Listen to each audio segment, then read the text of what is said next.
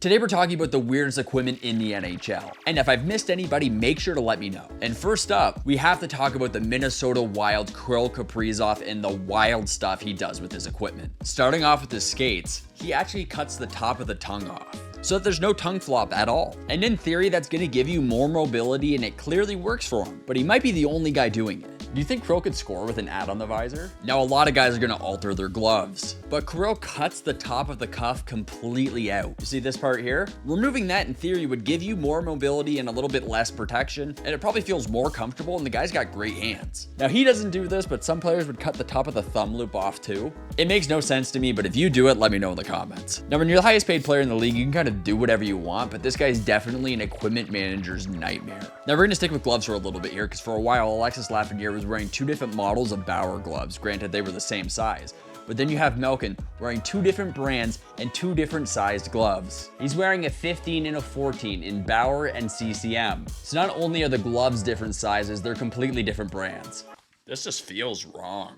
When you're 3 years Super League and still playing in the NHL at a high rate, and I can't believe how well Pittsburgh is doing, but Malkin, I guess he can kind of just do whatever he wants. I bet he could get away with wearing two different size skates. But there's a guy in the NHL who loves his gloves being dry. And Patrick Kane wears a brand new pair of Bauer gloves every single game. I use a new pair every game. He doesn't want those things to have ever experienced moisture. And when you've won that many cups and you're still putting up points, the equipment managers just have to put up with you. And no, we're not going to talk about any guys wearing the same jock for the last 20 years, but we will talk about Sidney Crosby and Alexander Ovenchkin wearing the same shoulder pads and basically bringing them down to the plastic. Crosby still had on those Jofa Reebok shoulder pads, and Ovi was rocking his forever. And you can tell that the trainers have had to stitch them back together. Now, we've seen some pictures with Crosby wearing new ones, but guys just get attached to stuff, even though that stuff is barely attached to itself. Now, a super unique thing that Ovi does is he likes to pull up the sleeves, but you're not allowed to do that in the NHL. So he had the equipment staff make little covers for his elbow pads that match the jerseys. He pops those things on, and then he's not getting popped for pulling up his sleeves, because you can't tell that he's even pulled them up. Now, Tyler Bertuzzi does one thing that is so weird when he tapes his stick. Well, he doesn't put anything on the shaft other than this little piece he tosses into the top here. I simply just don't get this one. Now, it's not weird anymore because lots of guys do it, but you have guys like Nylander spray painting part of the shaft and then the blade, and you can actually just order sticks that look like that now. And a lot of people thought white skates were weird, and let's talk to a guy who played in the NHL that got made fun of for his white skates. I had white skates, and the story of the white skates was simple. Like, I did a movie with Wayne Gretzky when I was 12. Tim Conley got me into it, and his agent Mike Barnett. At the end of it goes, "Hey Rob, I'm gonna introduce you to the guy at Graph." He was Richie Marks. They sent me free skates. "Hey, we got these new great whites out." Sure, send them. They come white and my number stitching. They were sick, dude. Like,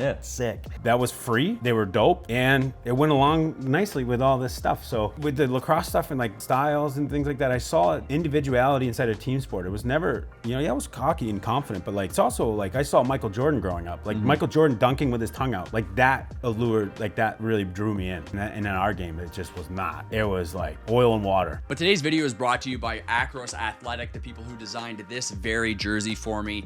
Custom jerseys, simple process to design, great material, lightweight, breathable, comes with the fight strap. They're used by men's teams, youth teams, pro teams, and they have a very quick turnaround time. So you can check them out at acrosathletic.com, and you can see some of the stuff they've designed on X, Facebook, or Instagram. I love what I got here, and if you want some inspiration for your custom jersey, you can also check out Acros Concepts. Now, Rob Schremp wasn't the only guy to wear white skates in the NHL, because Fedorov did it too, but it's crazy how much things have changed. But I almost forgot to talk about Bertuzzi's tongue flop, because he flops his out a lot. Now, I do that too, but not like him. And the tinted visor has come back a bit. But with guys tossing on the bubble when they get hurt, imagine if a guy had a light gray tinted bubble. You could never wear something that looks like this, but I think a tinted bubble would be a cool move. Now, that pretty much wraps up today's video, and I gotta pop this thing off because it's literally making my head ring. But if you enjoyed today's video and you want to see more stuff like this, I can do one where I'm talking about former players in the league, because there used to be all sorts of whack stuff. Hit me up in the comments. I'm sure there's so many guys doing weird stuff in the league that we didn't even talk about today.